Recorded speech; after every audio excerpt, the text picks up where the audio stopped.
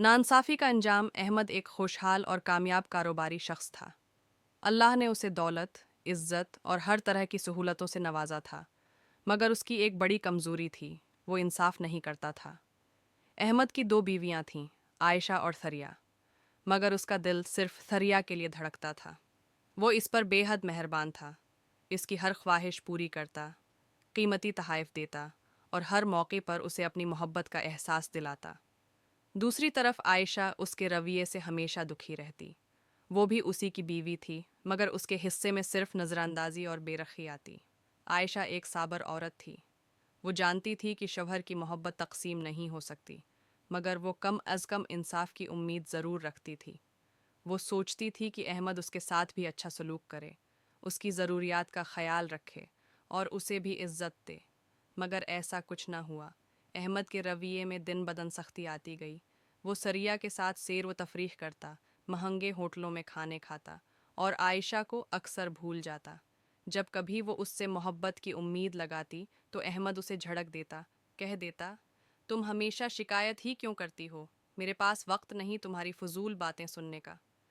आयशा ने दिल में बहुत सब्र किया, मगर वो अपने रब के हुजूर दुआ करने लगी, या अल्लाह, तो सब देख रहा है, मैं तेरी बंदी हूँ, मेरे साथ इंसाफ कर। वक्त गुजरता रहा और अहमद अपनी बेइंसाफ़ी में बढ़ता चला गया। वो सोचता था कि उसकी ज़िंदगी बहुत खूबसूरत है, कारोबार दिन दगनी रात चौगनी तरक्की कर रहा था, घर है, मैं किसी चीज़ की कमी न थी और सरिया के साथ वो खुश था। उसे लगता था कि वो जो चाहे करे, कोई उसका कुछ नहीं बिगाड़ सकता। मगर फिर अचानक सब कुछ बदल गया। एक दिन अहमद के कारोबार में ज़बरदस्त नुकसान हो गया। उसने बहुत कोशिश की, मगर हालात काबू से बाहर होते गए। दिनों में उसकी दौलत ख़त्म होने लगी। वो जो दूसरों को कर्ज दिया करता था, खुद मकरूज़ हो गया। दोस्तों ने मुना मोड़ लिया, रिश्तेदारों ने दूरी अख्तियार कर ली। अभी वो इस सदमे से निकला भी न था कि उसकी सेहत ने साथ छोड़ दिया। वो एक ख़तरनाक बीमारी में मुब्तला हो गया। डॉक्टरों ने उसे ज़्यादा आराम का मशवरा दिया, मगर उसके पास इलाज के पैसे भी न बचे थे। सरिया, जिस पर वो जान छिड़कता था, वो भी इस मुश्किल वक्त में उसका साथ छोड़ गई। वो बहाना बनाकर अपने मैके चली गई और फिर कभी पलट कर न आई। अब अहमद अकेला रह गया था। वो सोचता था कि कम अज़ कम आयशा तो उसके पास रहेगी, मगर उसके दिल में भी वही दर्द था जो बरसों से उसे दिया जा रहा था। उसने अहमद की खिदमत ज़रूर की, मगर उसकी आंखों में वो मोहब्बत न थी जो पहले थी।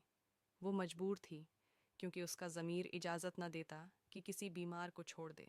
मगर अहमद के लिए ये सब बहुत तकलीफ़ है, दह था। एक रात वो बेबसी की हालत में बस्तर पर पड़ा, आसमान की तरफ देख रहा था। आंखों में आंसू थे, दिल में पछतावे का तूफान था। वो सोच रहा था, ये सब है, मेरे साथ क्यों हुआ? मैंने ऐसा किया, गुनाह किया था। मगर जवाब उसे मालूम था, ये सब उसके अपने हाथों की कमाई थी। उसने इंसाफ नहीं किया था। उसने एक बीवी को मोहब्बत दी और दूसरी को धत्कार दिया था। वो भूल गया था कि अल्लाह इंसाफ करने वालों को पसंद करता है, मगर जालिम को कभी माफ़ नहीं करता। आखिरकार अहमद है ने अल्लाह के हुजूर सजदा किया, रो रो कर मुआफ़ी मांगी, मगर बाज़ औक़ात वक्त गुज़र जाता है और मुआफ़ी का दरवाज़ा बंद हो जाता है। इसकी सेहत वापस न आई, कारोबार बहाल न हुआ और वो ज़िंदगी के आखिरी दिनों में पछतावे और तन्हाई का शिकार होकर दुनिया से चला गया। यही अल्लाह की अदालत है। वो जालिम को मोहलत देता है, मगर जब पकड़ता है तो छोड़ता नहीं।